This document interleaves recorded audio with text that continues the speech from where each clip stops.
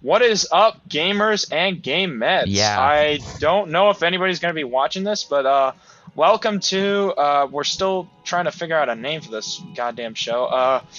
Comic Talks. Comic Talks. Is that what we're going with? Welcome to Comic Talks. All right. Welcome to Tom. Well, oh God, I already messed It's it fine. up. It's fine. We just keep going with the flow. Yeah. This is No. That was a joke. This that was is a joke. low Okay, budget podcast. So yeah, this is very low budget at the very low price of free. Yeah.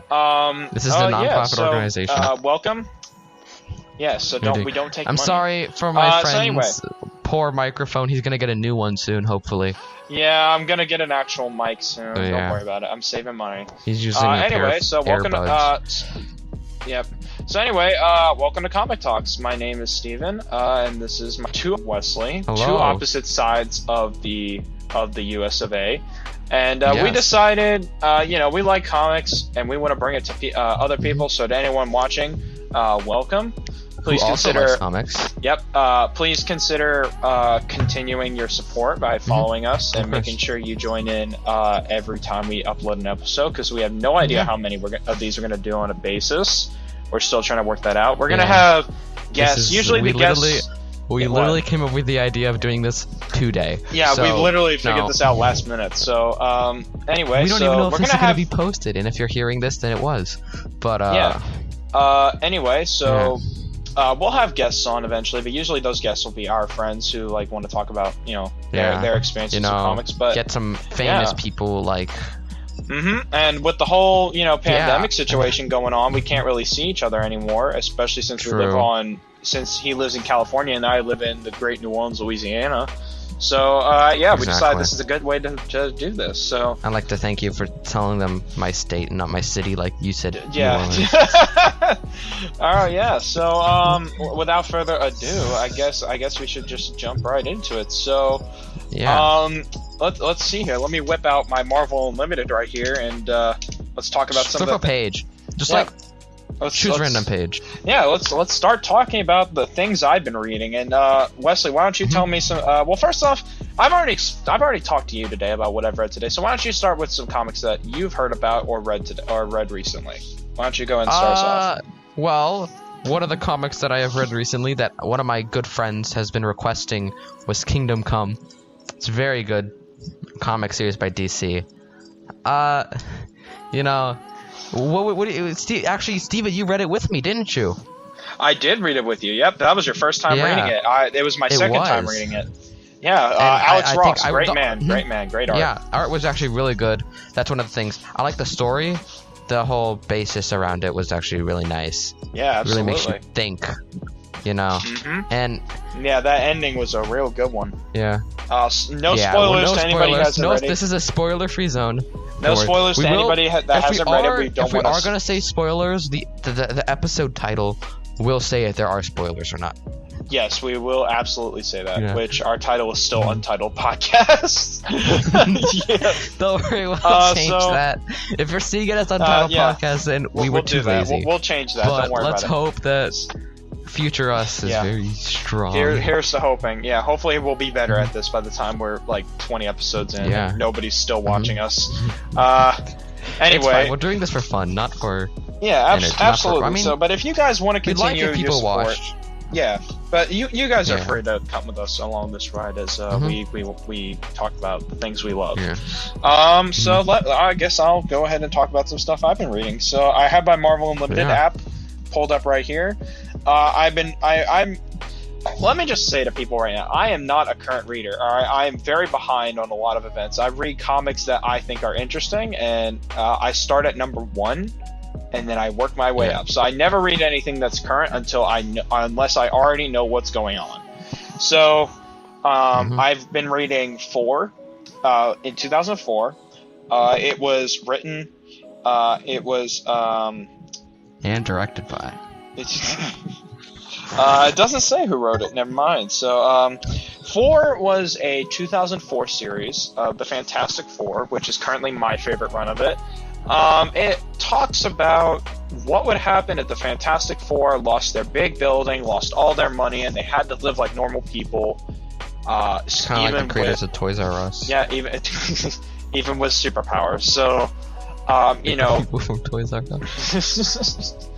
Yeah, but I've really enjoyed the book, and they also, you know, have to continue fighting supervillains like in their normal fashion, like they do, and stuff like that. I've also been reading, not too many spoilers about 4, and honestly, I'm still not even that far in it. I think I'm like on issue. Let me look. I think I'm on like issue probably like issue 7, I think still.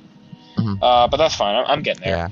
Yeah. So anyway, I've also been reading Annihilators in 2010, and it's a story of a lot of cosmic powerhouses in Marvel that you know, just band together as a team and are forced to, you know, kind of work together. And the team consists of Silver Surfer, Quasar, Beta Ray Bill, Ronan the Accuser, and Gladiator. And to be honest, I really like this team up. It's so good.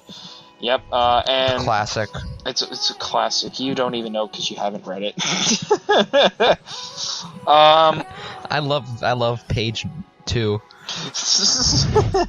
I love issue 1. Yeah. I love the picture at the front. But yeah, I've also been reading Blade 2006.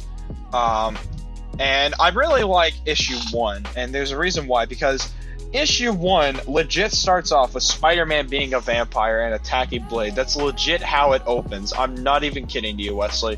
I will send you this comic, and you can take a look at it. All right, literally the cover is Spider-Man with fangs attacking Blade. That's not even opening the comic yet. That already tipping their hands off. As I said, page 2 is my favorite page. No, okay.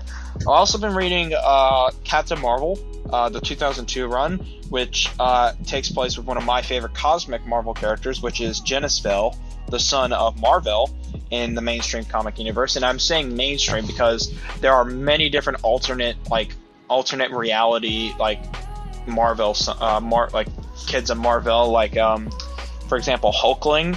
Hulkling was apparently the affair, was like the after effect of the affair between Mar-Vell and the Skrull Queen Veranke, right before Secret Invasion, and yeah, and then there's also Novar, which is another one of my favorite cosmic characters that is from another is from an alternate reality, and he is also the son of Mar-Vell. And I'm thinking, so I'm saying mainstream because Genisville is the legitimate 616 universe son. And like all Kree son of Mar-Vell. That is Genisville, and he's also one of my favorites because he has a lot of mental instability. Like he deals with a lot of mental issues. Like he starts hearing voices in his head, you know, he starts growing like particularly aggressive as the comic series goes on, and eventually, and with that his powers become unstable. So he's actually on the list of characters that may seem a bit too powerful. I'm really enjoying that. I'm also reading Dark Avengers, which is one of my favorite. Brian Michael Bendis is one of my favorite writers. Back in the 2000s, Brian Michael Bendis worked for Marvel, and he did some great storylines like Ultimate Spider-Man, New Avengers, Dark Avengers, Secret Invasion, Young Avengers, and he's also the co-creator of Miles Morales, in case you didn't know. Yeah. Which I actually didn't know at first, and he was also an executive producer of Into the Spider-Verse, because he's a co-creator as well as Stan Lee. Well, Stan Lee didn't create Miles Morales, but he was an executive producer of the movie. And then in 2010s, in the 2010s, Brian Michael Bendis switched over to DC, and he started doing Legion of Superheroes and Superman comics. And he's now famous. Although he was more famous for his Marvel stuff, he is well known for his DC stuff as well, like with Superman and the Legion of Superheroes and stuff like that. He's particularly known for reinventing characters Saturn Girl and Brainiac 5. He's known for reinventing those characters in his own way and doing that. And can I also just mention, one of my favorite writers, Mike DiMartino. Wait, no, that's not it. That's a creator of Avatar. I already forgot the name of the guy. Mike Deodato. You're getting your pop culture references mixed up. I'm getting it mixed up, man. I'm experiencing too many things at once. No, I think that's his name. Mike Deodato does the art for Dark Avengers, and he also does art for another story, which I'm going to get to in a couple minutes. I'm also reading Dark Reign, Mr. Negative. Now, Mr. Negative is one of my favorite Marvel like Spider-Man villains. I loved him in the Spider-Man game. Oh yes, absolutely. I feel like the Marvel Spider-Man was the best way for Mr. Negative to step out of the comic limelight and enter like the new phase of limelight, where he's featured in video games and hopefully TV shows later on. I'm really hoping that that's the case. And also, Mr. Negative just seems super cool in my opinion. I mean, his powers, like in Martin Lee form, he has the power to heal people. And actually, he's technically one of the causes that Anti-Venom is a character, because Eddie Brock was ridden with cancer cells, and he was like a few days from dying. And and Martin Lee touched him like on the back, to pat him on the back. And his healing touch actually healed his cancer cells. And then when the Venom symbiote came looking for Spider-Man, by Matt Gargan was wearing the symbiote, he found Eddie Brock, and the symbiote started to pull away from Matt Gargan, enter Eddie Brock, and the white blood cells were infused with Martin Lee's healing powers that were originally cured of his cancer. And he ended up getting like this reverse Venom look, and he ended up becoming Anti-Venom, and he had healing powers. So Mr. Negative is one of the reasons Anti-Venom is a character. But yeah, back to Mr. Negative. His powers are cool, like his healing touch and then his corruption touch, which can make anybody he touches under the Mr. Negative guise do whatever he wants. And I find this to be a really cool thing. Like, he actually did this power on Spider-Man once, actually. And I really enjoyed that. He gained like this reverse costume look. Like he had like blue where there should be red and red where there should be blue. And he also, anybody that is corrupted by Mr. Negative also gains a small portion of Mr. Negative's power, which is always pretty cool. And he's also got his own gang, and I his don't see a rivals. problem with being corrupted by him. Yeah, I know. I don't see a problem either. I would let him touch me all day long. Wait, nope. I said the wrong thing there. Nope. Steven? Steven. I said something wrong there. Everyone concerning, not. he didn't. I did not mean that. That came out wrong. No, I would absolutely be corrupted. Wait, that still doesn't sound right. Oh, yeah. No, I would let him use his power. I would let him use his power on me. I guess that's the only way to really say it. That still doesn't really sound like it. Doesn't matter. I'm moving on. Okay, moving on from the Mr. Negative subject. By the way, congrats to Mr. Lee. All right, he is really good. I feel like he deserves more than comic book appreciation. I'm glad he's in the game, and I hope that he makes some form of cameo, or maybe even an appearance, or maybe even a continuation of his story in Miles Morales. I really hope that's the case. I would really like to see that. I'm also okay, so moving on, I'm reading Empire by 2020. Empire is essentially a story that involves the Kree and the Skrulls, who are known as lifelong enemies. They have always been enemies. They've always been rivals. Like, the Kree-Skrull War was like a big thing in the 70s for the Avengers, and now Empire's a thing. They've united under a new emperor who actually is Hulkling. That's the only spoiler you're ever going to get from this series, because he's literally in the cover shown as the emperor.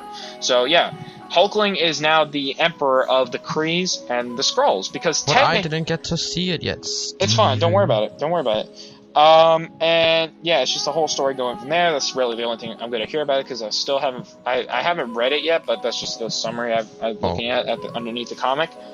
I'm also reading the 2006 Eternal story, because the Eternals movie is coming out, and to be honest,